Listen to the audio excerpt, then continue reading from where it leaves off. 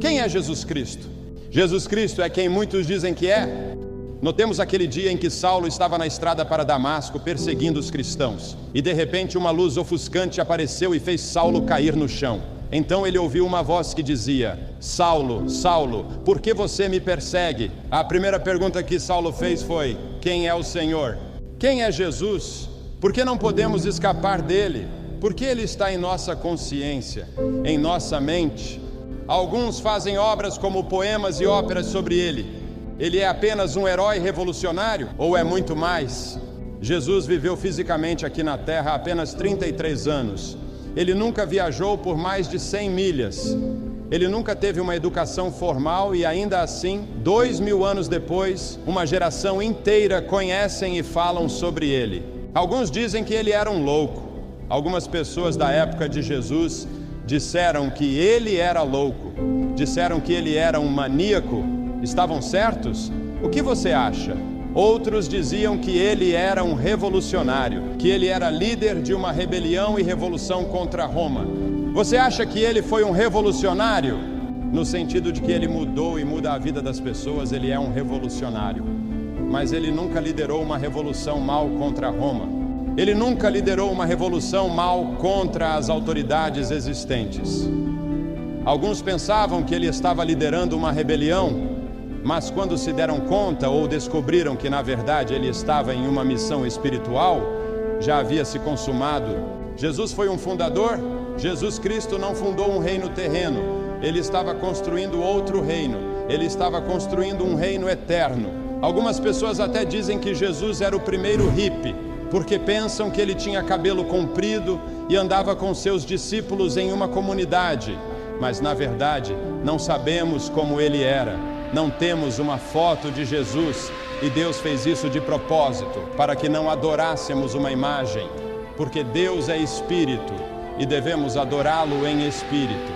Alguns diziam que ele era um mal deliberado, que ele era um homem mau, que ele vinha do diabo. Mas quem é Jesus? Jesus Cristo, quem és? Não podemos escapar dele. Tentamos fugir dele, mas não conseguimos. Ele continua aparecendo em todos os lugares. Os maiores filósofos e historiadores escreveram sobre ele. Grandes poemas e obras são sobre ele. Não podemos escapar dele. Bom, sabemos algumas coisas sobre ele. Sabemos que foi um homem. Jesus foi humano. Ele era representante das pessoas, porque a Bíblia diz em Isaías 53:12: e foi contado com os transgressores, mas ele levou sobre si o pecado de muitos e pelos transgressores intercedeu. Sabemos que ele teve fome, sabemos que ele teve sede, sabemos que ele se cansou, sabemos que ele se alegrou com seus amigos, sabemos que ele chorou no túmulo de um ente querido, sabemos que ele tinha todas as características de um homem, de uma pessoa, e mesmo assim, a Bíblia diz que ele nunca cometeu pecado. 1 Pedro 2:22 diz: ele não cometeu pecado algum, e nenhum engano foi encontrado em sua boca. E na verdade, ele até disse que nunca havia cometido pecado. João 8:46 diz: qual de vocês pode provar que eu tenho algum pecado? Se digo a verdade, porque não creem em mim. E eles não podiam dizer nada a Jesus. Todos nós somos pecadores, mas é inspirador para nós que Jesus, quando foi homem, também foi tentado de todas as maneiras. Viveu 33 anos como pessoa e passou por todas as tentações que passamos. E não há provação ou tentação que Jesus não tenha passado antes de nós. E ele resistiu e venceu tudo. Ele passou por todas as tentações porque estava encarnado como um homem, como uma pessoa, como nós. Mas na verdade ele era mais do que isso. Ele afirmava ser o Filho unigênito encarnado de Deus. Na verdade, ele alegou pré-existência. As Escrituras dizem que no princípio Jesus era o Verbo, e o Verbo estava com Deus, e o Verbo era Deus. Antes do início dos tempos ele já existia. Jesus disse: antes de Abraão existir, eu sou. Com isso, Jesus nos revelou que era o próprio Deus e que sua existência é eterna. Não é de desacreditar que os fariseus tenham ficado com raiva. Não é de desacreditar que eles tenham conspirado contra ele. Não é de desacreditar que eles tenham tentado matá-lo, e não é de desacreditar que eles eventualmente tenham o crucificado, pois ele se levantou e disse: eu sou Deus.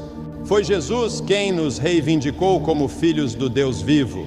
Certa vez Pedro disse: tu és o Cristo, o Filho do Deus vivo. E Jesus respondeu: bem-aventurado és tu, Simão Barjonas, porque isso não veio de você mesmo, mas foi revelado a você pelo próprio Deus. Jesus Cristo afirmou ser o Filho do Deus vivo porque estava encarnado como uma pessoa, mas ao mesmo tempo era e é o Deus vivo, que de eternidade a eternidade é Deus. A verdade é que não temos capacidade suficiente para entendermos completamente Deus, porque Ele está acima da nossa compreensão, mas é possível entender claramente que Jesus é Deus, pois a Bíblia diz: e o Verbo se fez carne e habitou entre nós. Em outras palavras, o Verbo, que é o Deus eterno, se fez carne na pessoa de Jesus Cristo e viveu como um homem no mundo. Então Jesus Cristo não era apenas outro revolucionário, ele não era apenas mais um hippie, ele não era apenas mais um grande homem, ele era Deus em carne e osso. E toda a ética que ele ensinou, nunca ninguém ensinou como ele. Quando você levar um golpe no rosto de um lado, ele diz para virar a outra face. Jesus ensinou que devemos perdoar. Ele ensinou uma revolução na maneira como devemos viver. Ele nos ensinou que não são apenas nossas ações exteriores que Deus julga, mas sim até pensamentos e intenções. Um dos 10 mandamentos que ele instruiu Moisés a passar para o povo é: não adulterarás.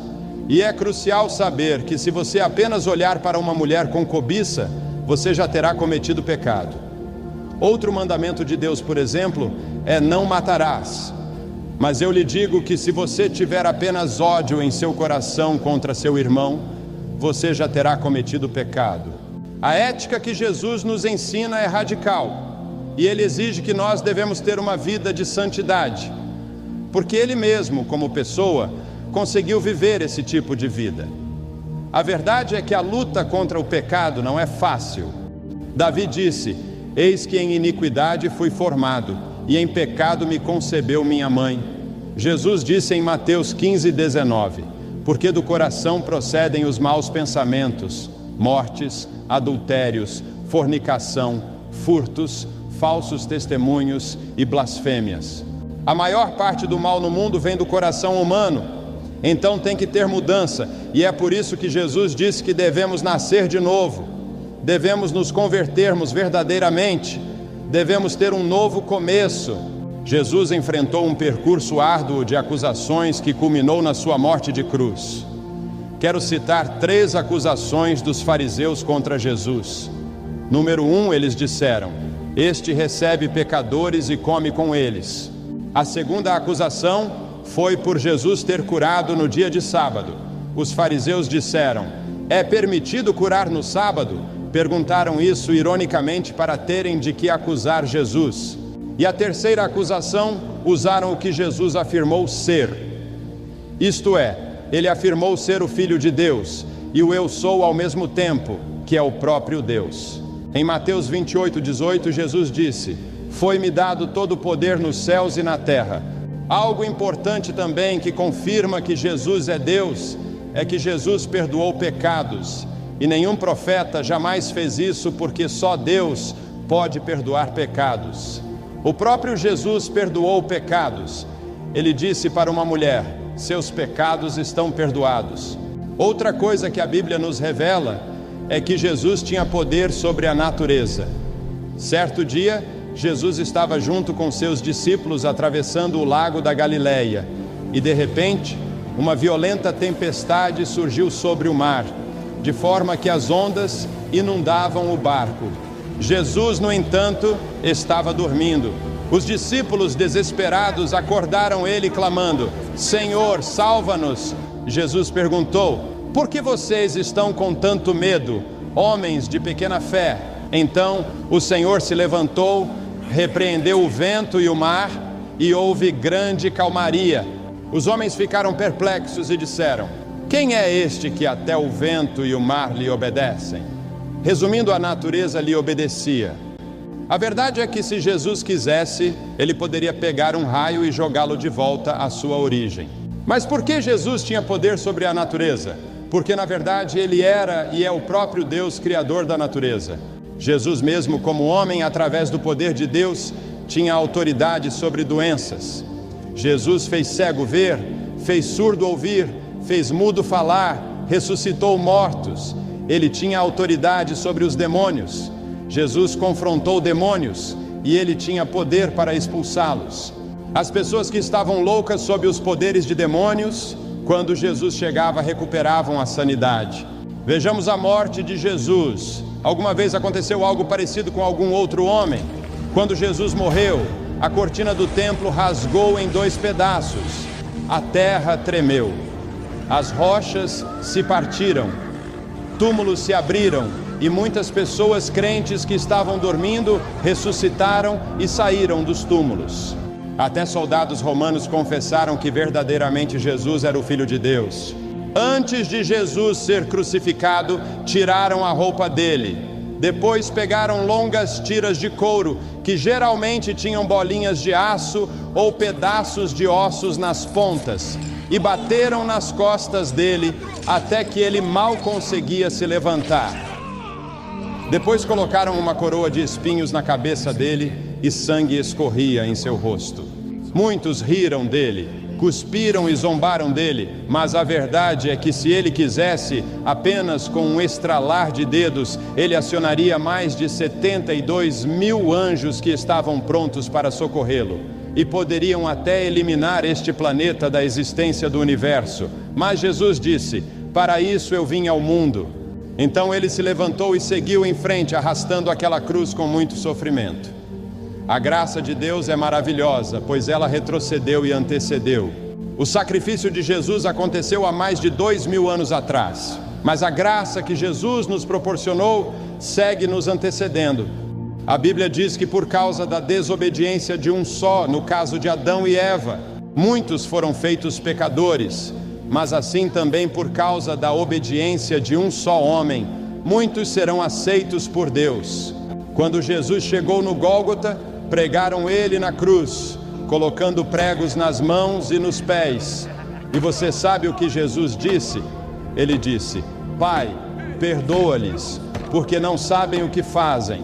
Você consegue imaginar isso? Você conseguiria perdoar alguém que havia colocado pregos em suas mãos e nos pés, sendo que você sabia que não merecia?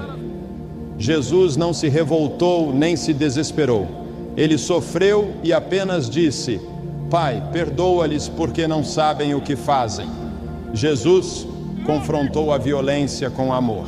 O sofrimento na cruz foi tanto que ele chegou a dizer: meu Deus, por que me abandonaste? Então chegou um momento de Jesus na cruz que ele disse: está consumado. Que o mesmo, em outras palavras, o plano de salvação está concluído. Só recebemos perdão de Deus hoje porque Jesus completou o plano divino de salvação para as pessoas. Jesus conhece cada um de nós. Entre tantas pessoas que existem no universo, Ele sabe exatamente quem é cada um de nós. E quando Ele estava naquela cruz, Ele pensou em nós com amor, mesmo sem nem ainda existirmos fisicamente. E a prova do amor dele por nós é tudo o que Ele suportou. Que maravilhosa graça e ao mesmo tempo dolorosa. Já houve algum amor assim além do dele? Ele poderia ter sido resgatado, levado de volta ao céu e imediatamente assentado em seu trono. Mas ele preferiu suportar tudo por nós. Jesus concluiu a missão e ele já sabia que depois de 3 dias ressuscitaria dos mortos. Jesus sabia que a graça seria maravilhosa para nós. Jesus já sabia que seu nome seria glorificado até muitas gerações depois. Jesus já sabia que no futuro teríamos a possibilidade na eternidade de nos reunirmos com Ele em seu reino. A Bíblia nos diz que depois de Jesus dizer está consumado, Ele, inclinando a cabeça, entregou o Espírito. Jesus morreu para que as pessoas pudessem ser perdoadas dos seus pecados e também para termos a possibilidade de receber a vida eterna. Hoje só podemos achegarmos a Deus pelo sacrifício de Jesus por nós. Então o colocaram em uma tumba, e a ressurreição de Cristo foi a maior prova da divindade de Jesus e do Evangelho. Jesus Cristo está vivo. No domingo bem cedo, quando Maria Madalena e a outra Maria foram ao túmulo, elas ouviram a maior notícia que o mundo já conheceu. Ele não está aqui, ele ressuscitou, ele está vivo. A ressurreição de Jesus motivou os discípulos a irem por todo o mundo, anunciando que Jesus havia ressuscitado. Alguns cristãos vivem como se Jesus estivesse morto, mas ele não está, ele está vivo e reina.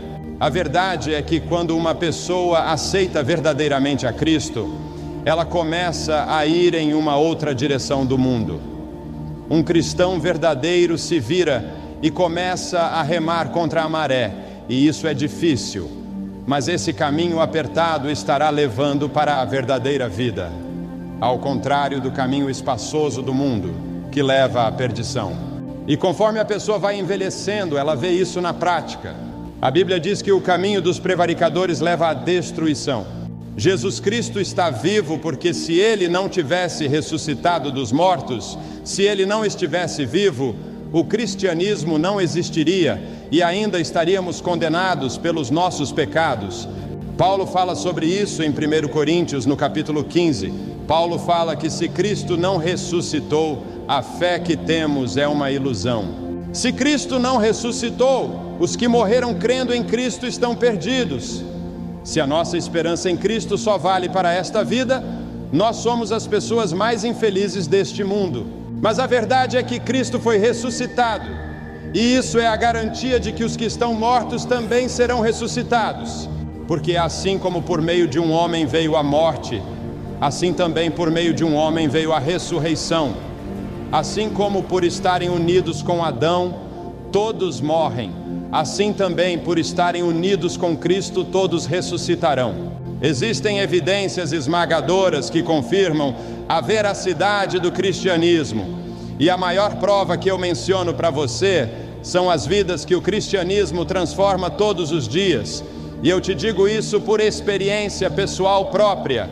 E algo importante que torna possível essa transformação de vidas que eu acabei de dizer é o elemento chamado fé. É necessário ter fé todos os dias para vermos a glória de Deus. É necessário colocarmos fé em todas as áreas da nossa vida.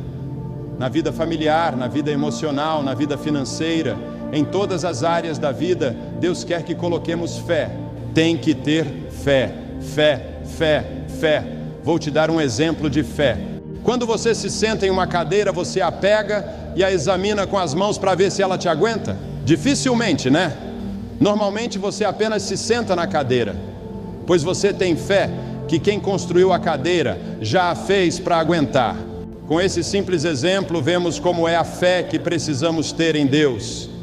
Temos que colocarmos totalmente a nossa fé nele, e todos nós temos a capacidade de crermos em Deus. Então coloque sua fé em Jesus Cristo como seu único Senhor e suficiente Salvador. Assim você saberá quem Jesus é realmente. Aceitamos Ele pela fé, Ele entra em nossa vida, e então vemos na prática que Jesus realmente é quem diz ser. Agora ouça com muita atenção. Alguns de vocês podem até ridicularizá-lo. Alguns de vocês podem rejeitá-lo. Alguns podem simplesmente adiar e dizer: vou esperar até outra hora, ou você pode aceitá-lo agora como seu Senhor, seu Salvador e Mestre da sua vida. Então Ele entrará em seu coração, perdoará os seus pecados e mudará a sua vida.